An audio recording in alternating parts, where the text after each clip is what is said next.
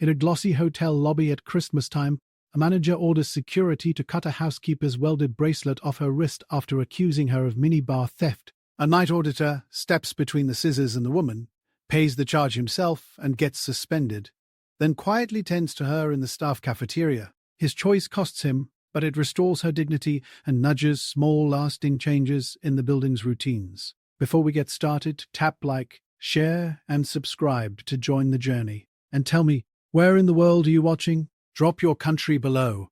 I love seeing the global trail of these stories. The scissors clicked open above her wrist. The security guy held her hand flat on the marble like he was trimming a loose thread, and the older woman stared down at the thin gold band that didn't take up much space on her. The blade's tip scraped skin. People in red coats and black coats slowed on the rug to watch. Craig dumped her apron pocket into a plastic bin on the lobby desk. Coins, a folded photo, 2 peppermint mints, and a tiny foil-wrapped chocolate Santa rolled and stopped against the bell.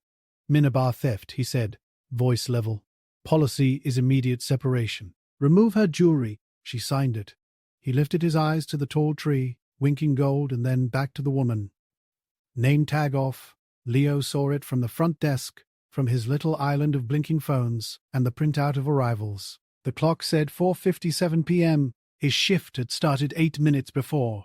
He was covering early because 2 people called out sick. He could feel the soft itch under his own name tag Leo, where the pin always found the same spot. His rent was due in 10 days. His manager already had him on a final warning for comping a room during a heater failure last month. He could keep his head down. He could stay behind the granite and check in the couple in matching velvet scarves. Craig's voice carried. Empty your other pocket, please. Now. The older woman fumbled for the other pocket and pulled out nothing, just lint. Alma, he said, like her name was hard to swallow. Don't make this worse. Leo came around the desk. He felt the air change coming off the doors. The cold from the street slid under the revolving door every time it spun, and it left a thin white line of salt grit on the mat. Hold up, he said to the security guy. His tone surprised him steadier than he felt. He set his open hand between the scissors and Alma's wrist. Not in the lobby. Craig's jaw jumped. He wore a blue suit that always fit like it came with instructions. His eyes were pink from what looked like a long day. His phone buzzed and buzzed. Leo, he said, voice cool, go back to the desk.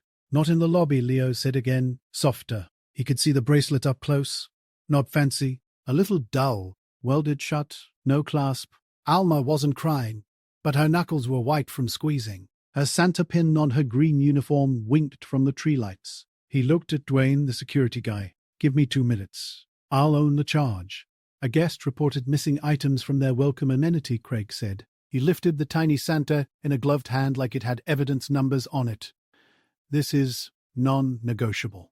People were watching. 2 teenagers near the gingerbread village had their phones out. A bellhop hovered, unsure, hands on an empty brass cart. Leo swallowed. He felt his throat go dry. Charge my card for the amenity, he said. Put it under my name, right now. He looked at Alma. We can step in the back. He kept his body between the scissors and her arm. He slid his master fob out of his vest pocket with his other hand. His mouth did a thing his brain didn't plan. If we're going to search an employee, we do it in private. With a witness, Dwayne's grip loosened. He wasn't a monster. He looked at Craig for orders like everyone else did. Craig's nostrils flared for a second. He pinched the bridge of his nose like he had the worst headache. He looked at the couple at the desk, at the tree, at the teenagers. The wrong part of the scene had turned into a stage. He glared at Leo. My office, he said, low. Now, Leo didn't move his hand. He made himself breathe. 2 minutes, he said, and he moved his body gentle but sure, so Alma could pull her wrist back against her chest. She cradled it, the gold catching a flash of red from the lights. A nick of red dotted her skin where the blade had scraped. He took her elbow like she was a guest. This way, ma'am. Craig's voice rose half a notch. Leo. He didn't shout. He didn't have to. You were not authorized to speak to security. You were not authorized to comp charges to your own card to resolve a theft.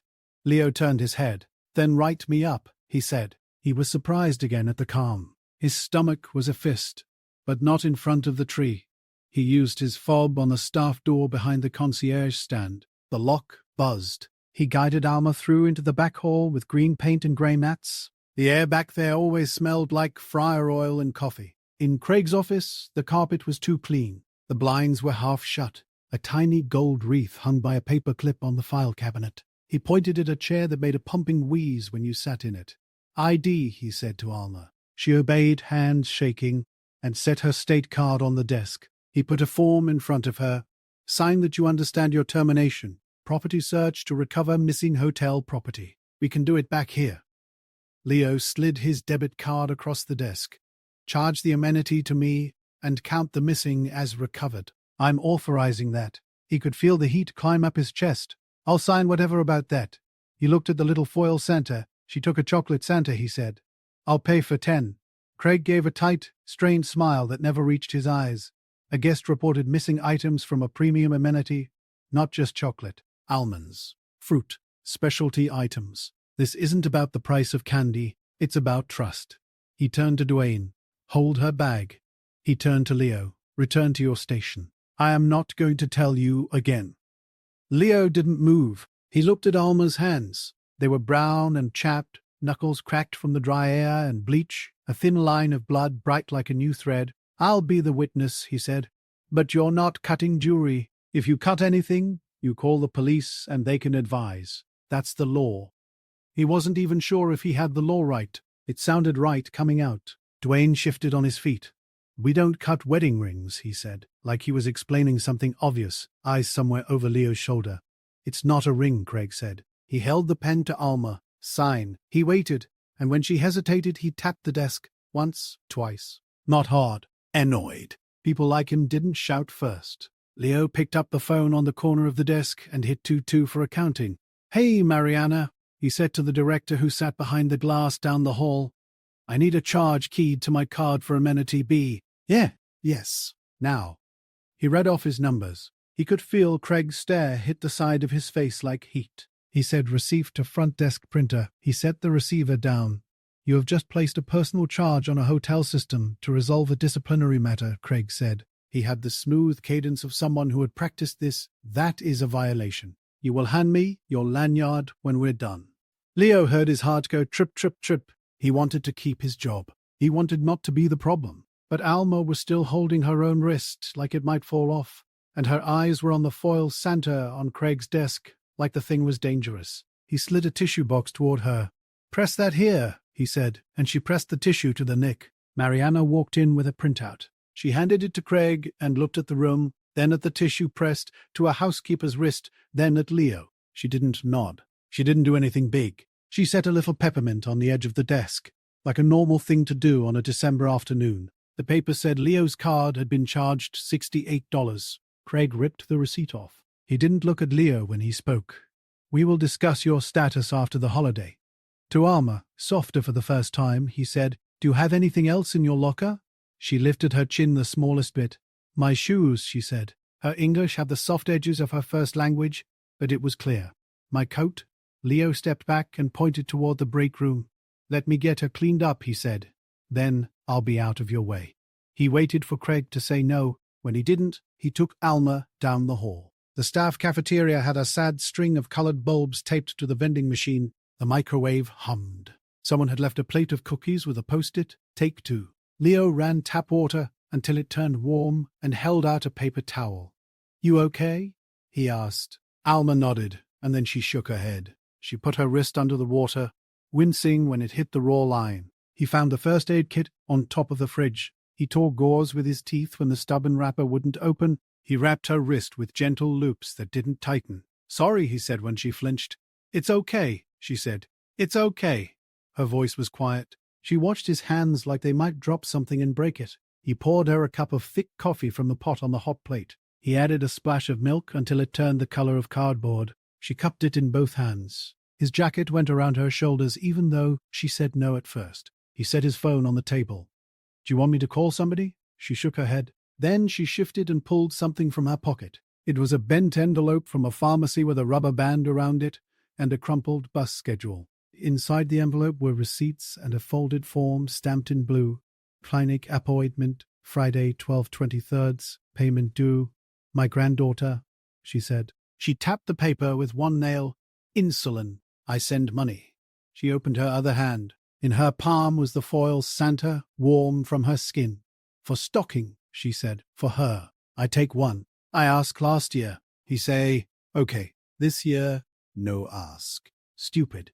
She grimaced at the word. Leo looked down at the foil Santa. It was stupid. It was small. It was everything. He leaned back and looked at the gold bracelet, peeking from under the gauze. The bracelet? He asked. She touched it with her free fingers, soft. My husband, she said, not like a story, more like naming a chair in the room. We weld because it cheap. He say, never take off, Alma. You forget and lose. He die. I don't take off. She swallowed. They cut, I break. She made a small motion with her hand. That was it. No drama, just the fact of it. I'm sorry, he said. She nodded like she'd heard that a lot. She looked at his jacket around her shoulders. You cold, she said, half smiling. He smiled back, small. I'll survive. He took his wallet out and slid 2 20s across the table and then a folded transit pass he'd bought last week and never activated. For the bus, he said when she hesitated. For the clinic. He held up the pass. It's preloaded. He could hear the part of his brain that kept score shriek a little rent. Groceries, stupid. But he moved his hand closer to hers. No one needs to know. Her eyes went wet, and she blinked fast to keep it from spilling. She didn't say thank you right away. She took the pass like it might be fragile. She tucked it into the pharmacy envelope and clipped the rubber band back over it. She straightened his jacket on her shoulders. They sat like that for a minute. The microwave stopped. Someone's soup beeped, and no one came to get it. The string of bulbs popped one after the other with tiny clicks and then went dark, except for one stubborn red light that kept blinking. When they stepped back into the hall, Craig was waiting. His suit jacket was off. His white shirt sleeves were rolled. The manager costume was a little frayed around the edges now. Leo, he said, turn in your fob and your ID. HR will call you tomorrow. He didn't look at Alma. He didn't look angry. He looked tired. He gestured to Dwayne. Walk him out. Leo unpinned his name tag. The hole in his shirt where the pin had lived looked like a tiny eye. He took off his lanyard and set it in Craig's open hand. It weighed almost nothing. You could have done it in the back, Leo said, not accusing, just saying it. Craig didn't respond. Dwayne walked Leo down the service hall. He didn't grab him. His hand stayed hovering by Leo's elbow like a courtesy. I got a sister who cleans rooms, Dwayne said. Lo, you got guts. He held the door to the alley. Snow dusted the dumpsters. The cold hit like a clean slap. You'll be fine. I hope so, Leo said, and he meant both of them. He stood under the loading dock awning and watched his breath blow sideways. He pulled his phone out of his pocket and booked a car for Alma. He set the pickup for the staff exit. He walked around to the front doors and waited until he saw her small shape come out with the pharmacy envelope clutched under her arm and his jacket on. He opened the car door for her. She slid in. She didn't wave. She pressed her hand to the window, palm flat. He pressed his hand back to the cold glass for a second. Then the car pulled away. 3 days later, a printed notice appeared by the time clock on the back wall by the broken vending machine. It was crooked. The font was too big, like somebody wanted it to be readable from the hallway. Employee search protocol. Private room, supervisor, and same-gender witness. No jewelry removal. Security carried little laminated cards with the same words in their breast pockets. A clipboard appeared in housekeeping with a tip envelope log, loose bills in numbered envelopes instead of in aprons. In the cafeteria, the take-two plate became a shelf with a sign.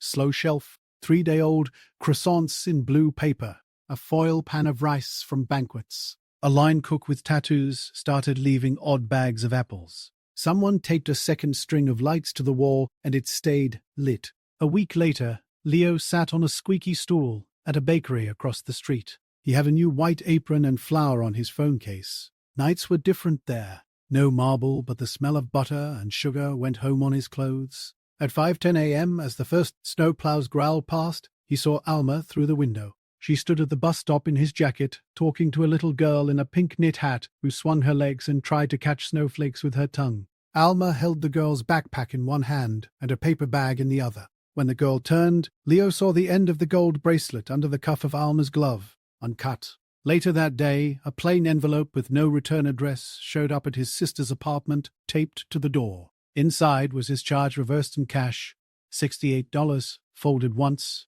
no note. The bills smelled faintly like hotel lobby scent, the kind of thing that stuck on everything. On Christmas Eve, Leo walked past the hotel on his way to his shift. He looked through the glass at the tree, at the polished floor, at people in new coats. He slowed. He didn't need to go in. He didn't need to look for Craig or Dwayne. He put his hand in his pocket and felt a cheap plastic bus pass he hadn't used yet. He watched the red light on a strand of bulbs blink and blink in the reflection. The air had that soft, clean smell right after snow. He thought about how small his hand looked next to the scissors. He thought about a tiny foil Santa, worn from someone else's palm. He thought about lines, marble thresholds, paper forms, welds that didn't have clasps because clasps cost extra. Sometimes all he could do was put his hand where a blade was about to be. It didn't fix a hotel. It kept one piece whole. He tucked his chin against the cold and started walking, the bakery neon humming down the block in a warm pink. Above him, the red light in the hotel window blinked steady on and off, like a tiny thing refusing to go out.